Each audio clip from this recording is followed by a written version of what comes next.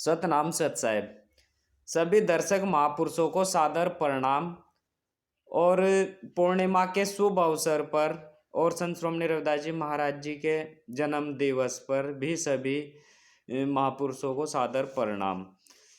संत श्रोमणी रविदास जी महाराज जी एक ऐसे युग पुरुष हुए हैं जिन्होंने मध्य काल में भक्ति काल का जनक जिनको कहा जा सकता है। संत श्रोमणी रविदास जी महाराज जी ने जब हमारा समाज या जो भक्ति का जो एक मार्ग था उससे विचलित हो गया था, तो संत श्रोमणी रविदास जी महाराज जी ने वह भक्ति का मार्ग हमारे सामने प्रस्तुत किया है।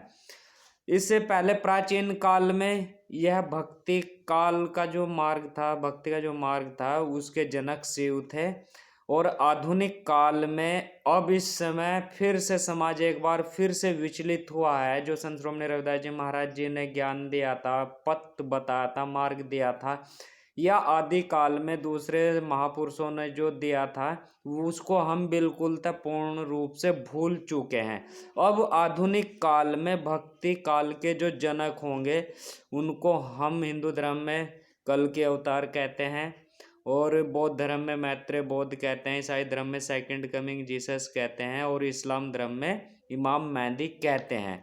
तो जो आने वाला है आधुनिक काल में वह जो है सभी धर्मों को एक करके रख देगा, सभी धर्मों को एक जो सत्य सच्चाई है उसको बताएगा, जिस पर लोग चलेंगे और अपने ही धर्म के मार्ग पर चलकर उस परम सत्य को प्राप्त करेंगे जो उनके धर्मों के अनुसार जो धार्मिक ग्रंथ है उसमें लिखा हुआ है। तो संत श्रोमणी रविदास जी महाराज जी की 645वीं वर्ष जन्म दिवस पर जो है सभी को हार्दिक शुभकामनाएं। शुभ अवसर पर सभी मानव समाज को हार्दिक शुभकामनाएं। संत श्रोमणी रविदास जी ने ऐसे समय में माताओं व मूल निवासियों को आध्यात्मिक स्वतंत्रता प्रदान की थी।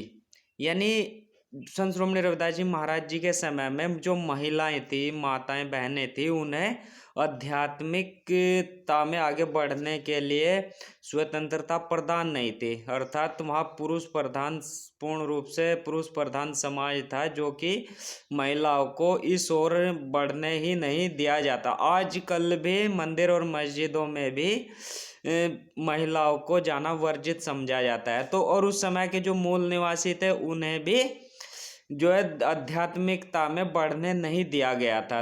तो उस समय में महिलाओं और मूल निवासियों को आध्यात्मिक स्वतंत्रता प्रदान करने वाले कौन है? संत श्रोमणी रविदास जी महाराज जी। इस समय में भी जब यहाँ पर माता व मूल निवासियों को कुछ अंध भक्तों ने गुलाम बनाया हुआ था, संत श्रोमणी रविदास जी ने समाज को जो तरीका बताया है उससे आप बिल्कुल बंधन मुक्त होकर सच्ची भक्ति कर सकते हैं, जिसमें कुछ भी आडंबर व दिखावे की जरूरत नहीं है। कोई भी पैसा रूप से कुछ भी खर्च करने की जरूरत नहीं है। बस केवल नाम जप के द्वारा ध्यान योग करना होता है और आपका मन पवित्र होना चाहिए।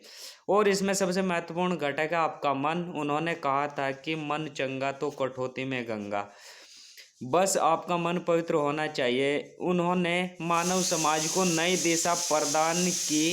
रविदास जी महाराज जी ने के समय में भारतीय समाज भक्ति की धारा के विपरीत दिशा में बह रहा था, अर्थात या कहे कि आडंबर व पाखंडवाद की बेड़ियों में जकड़ा हुआ था।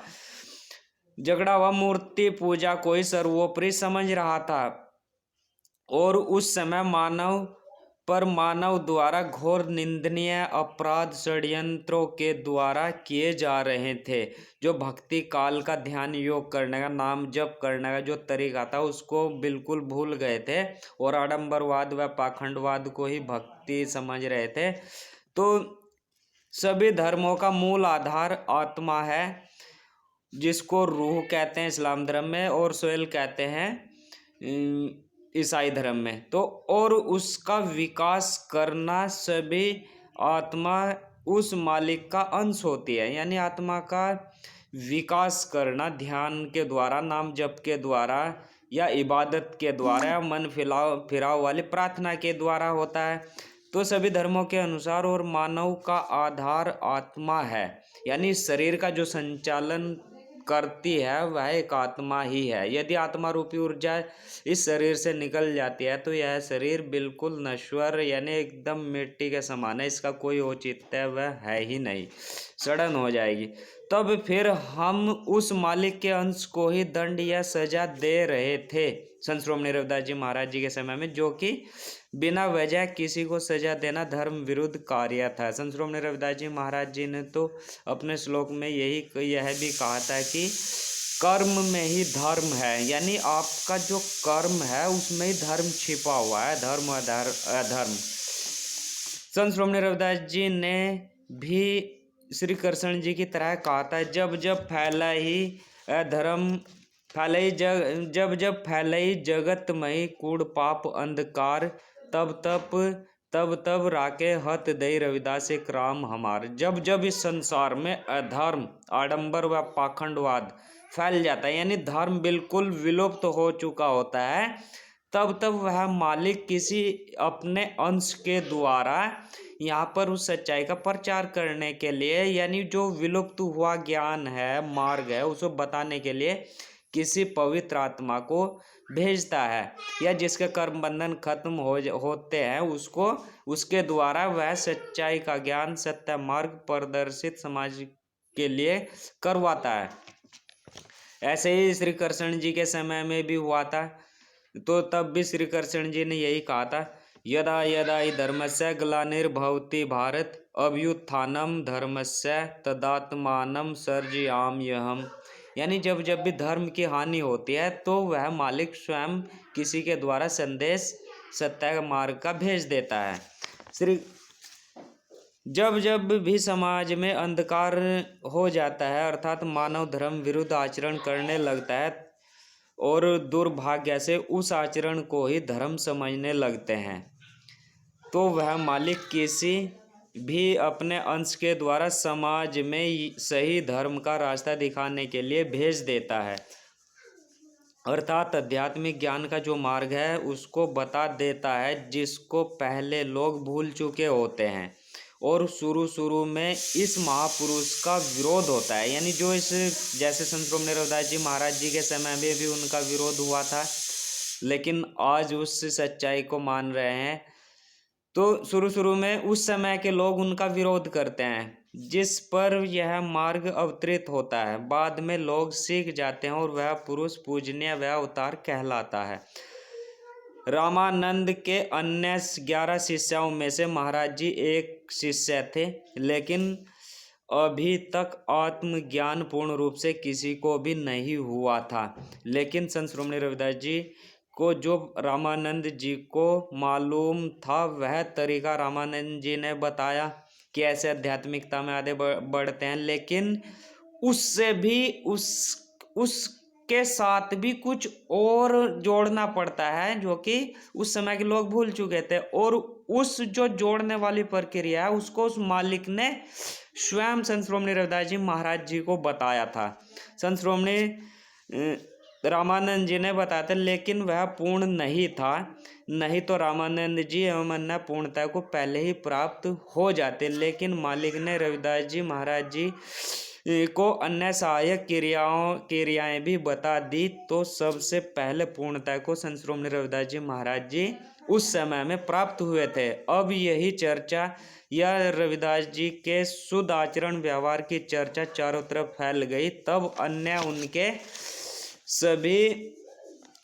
सभी साथी उनसे मिलने आने लगे। कबीरदास जी भी वह, तुलसीदास जी भी वह, राजा पीपा और गुरु गोरखनाथ जी भी उनसे मिलने आने लगे।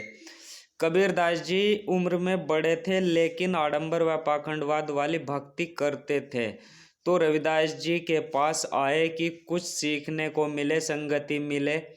तो रविदास जी ने अपनी चमड़े की कुंडी में से जल प्रसाद के रूप में दिया, तो उन्होंने अपने कपड़ों पर गिरा दिया, जिसको उनकी लड़की कमाली ने धोया तो वह दाग छूट नहीं रहा था, तो मुंह के द्वारा चूस कर दाग छुड़ाने की कोशिश करी, तो शक्तिपात के कारण कमाली को जो तुरंत आत्मज्ञान हो गया और कबीरदास जी चौंक गए।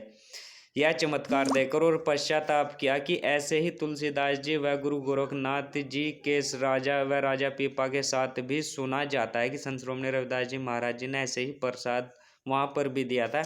नाम जाप की पूर्ण विधि मालिक ने रविदास जी महाराज जी को बताई थी। अब रविदास जी ने कबीरदास जी व अन्य को बताया था और उन्होंने पूर्णता को प्राप्त किया था। राजा पीपा को भी ऐसे ही प्रसाद दिया, तो जब राजा पीपा ने वह प्रसाद ग्रहण नहीं किया तब संत श्रोमणी रविदास जी महाराज जी ने जो है उन्हें वह मार्ग बताया जिस पर यानी शक्तिपात नहीं सहन कर पाए ले पाए, तो उन्होंने वह मार्ग दिया ध्यान योग करने का। तो राजा पीपा जो है स्वयं ध्यान योग करके उस मार्ग पर चल के तब उन्होंने पूर्णता प्राप्त की थी। उम्र में रविदास जी को दिया था और उन्होंने भी पूर्णता को प्राप्त किया। उम्र में बड़े थे तो पहले शरीर पूरा करना ही था। रविदास जी ने कबीरदास जी व अन्य को बताया था, यानी जो एक मार्ग है और सभी महापुरुषों को अपने समय के बताया था। क्योंकि रविदास जी महाराज जी ने एक दोहा बनाया था कि सच बोले तो सत्यवादी और झूठ बड़ी बदी रहे। यदि संत श्रोमणी रविदास जी महाराज जी को वह तरीका पता था और वह न बताते तो इससे बड़ी बदी और धोखा हो ही नहीं सकता। तो उन्हें सच्चाई का पता था, इसलिए उन्होंने अपने काल के सभी संतों व महापुरुषों को जो उनके पास में उन्हें बताया था। तो कबीरदास जी उम्र में बड़े थे लेकिन उन्होंने भी पूर्णता को प्राप्त किया। उम्र में बड़े थे तो पहले शरीर पूरा करना ही था, इसलिए पहले ही सशरीर मालिक के पास पहुँचे थे कबीरदास जी। ठीक ऐसे ही कहानी बुद्ध के समय में भी हुई थी। जब बुद्ध जी से पहले पूर्णतः उनके गुरु को भी नहीं हुई थी, यानी जब तथागत गौतम बुद्ध जी को पूर्णतः प्राप्त हुई थी, आत्मज्ञान हुआ था, तो उनके जो गुरु थे उन्हें भी पूर्णतः को प्राप्त नहीं हुए थे। तो तब बुद्ध जी के मन में विचार आया कि मैं अपने गुरु को इस मार्ग को बता देता हूँ। जब मैं गुरु के पास पहुँचे तो वहाँ पता चला जा करके कि गुरु जो है पहले से ही कुछ दिन पहले ही शरीर पूरा कर चुके हैं। तो हुई थी अलार कलाम व अन्य गुरुओं से ध्यान नाम जाप की विधि सीखी जो अपूर्ण थी, लेकिन मालिक द्वारा पूर्ण विधि बुद्ध जी को बताई गई और आत्मज्ञान का पूर्णतः बोध हो गया। तभी तो बुद्ध जी भी अपने इस महान तरीके को बताने के लिए अपने गुरुओं के पास पहले पहुँचे थे कि उनको